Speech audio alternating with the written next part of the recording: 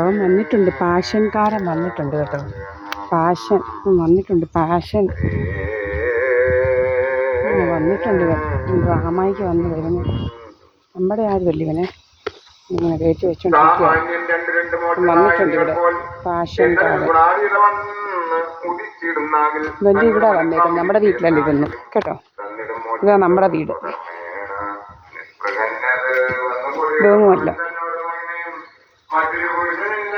നമ്മുടെ വീട്ടിലൊന്നും ഇങ്ങനെ കയറ്റി വെക്കേണ്ട കാര്യമില്ല. നമ്മളെ കണ്ടല്ലോ, ഇതാ എൻ്റെ വീട്. ഇതൊന്നും ഒരവനും വരത്തില്ല.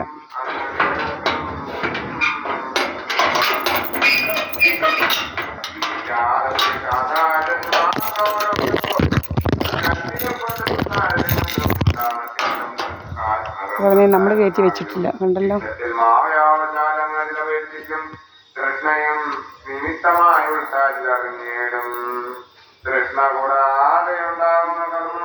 നമ്മളാരും ഇങ്ങനെ കണ്ടവനെയൊന്നും കയറ്റി വെക്കേണ്ട കാര്യം നമുക്കില്ല.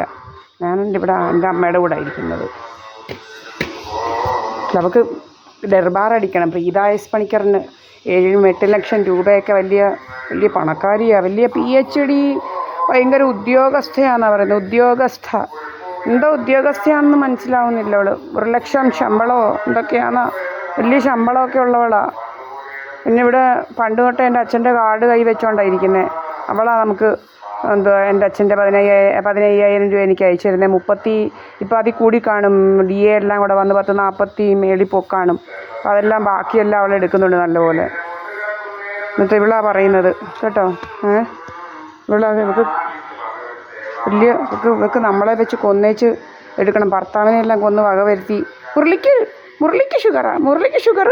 കരൾ രോഗം എന്നങ്ങ് പറച്ചിലായിരുന്നു. അവനെ പിന്നെ കുറേ എണ്ണയെല്ലാം വെച്ച് അവനെ ഇത് വക വരുത്തി. എണ്ണയെല്ലാം കൊടുത്ത് അവനങ്ങ് എണ്ണ കൊടുപ്പായിരുന്നു ജോലി. കുറേ ഇഡ്ഡലി ചട്നിയും വാങ്ങിച്ചേച്ച് എണ്ണയ്ക്കകത്ത് ഇങ്ങനെ അങ്ങ് കൊടുപ്പായിരുന്നു ജോലി. അവൻ ഏതാണ്ടെല്ലാം കലക്കിയുള്ള എണ്ണയ്ക്കകത്തേ അവൻ ഇങ്ങനെ മെലിഞ്ഞിരുന്നവനെ ഇവളങ്ങോട്ട് ചെന്നേച്ച് മുരളി ആഹാരം കഴിക്കാതെ കിടക്കുമായിരുന്നു. ഇവളങ്ങോട്ട് ചെന്ന് കഴിഞ്ഞപ്പോഴത്തേനും ഒരു 3 ഇരട്ടി വണ്ണമാക്കിയവന്. അങ്ങനെ ഇവന്മാരങ്ങനെ കൊല്ലാനായിട്ട് ഇതെല്ലാം റെഡിയാക്കി. Silent attack. നാട്ടുകാരെല്ലാം നമ്മളോട് ചോദിച്ച്, നിൻ്റെ അനിയത്തിയുടെ അനിയത്തിയുടെ ഭർത്താവ് കെട്ടിത്തൂങ്ങി മരിച്ചത് എന്തിനാണ്? ഞാൻ കെട്ടിത്തൂങ്ങി മരിച്ചോ? അന്നേരം അല്ലയോ നമുക്ക് പല പല കാര്യങ്ങളും, പിന്നെ ഫിനാൻഷ്യൽ ക്രൈസിസ് ആയിരുന്നെന്നും എന്നൊക്കെ പറഞ്ഞ് കഥകളൊക്കെ ഉണ്ടാക്കിയത്. പിന്നെ ഇവിടെ അങ്ങനത്തെ സംഭവങ്ങളൊക്കെ നടക്കാൻ തോന്നിയത് ഇങ്ങനെ ഭയങ്കര കഥകളാണ്. ഭയങ്കര എന്തെല്ലാം കഥകളാണെന്നറിയാമോ നിങ്ങൾക്ക്? ഭയങ്കര കഥകളാണ് ഇവന്മാർക്ക്. നമ്മളിവിടെ നമ്മുടെ വീട് ഇതാ കേട്ടോ, വേറെ എങ്ങുമല്ല. നമ്മുടെ വീട്ടിലെങ്ങും ബൈക്കും ഒന്നും ഇല്ല. ഇവനെങ്ങും കയറ്റി വയ്ക്കാൻ KL 29G 1222 ഒന്നും കയറ്റി വെക്കാനുള്ള വല്ലിവിടം. എൻ്റെ ഭർത്താവ് മുക്കും ഗുജറാണ്, മുകേഷ് കുമാർ, അഡ്വക്കേറ്റ്, രാജസ്ഥാനി. എൻ്റെ അമ്മയുടെ കൂടെ സഹദേവ മന്ദിരത്തിലാണ് ഇരിക്കുന്നത്. എല്ലാ കണ്ടടമൊന്നുമല്ല കേട്ടോ.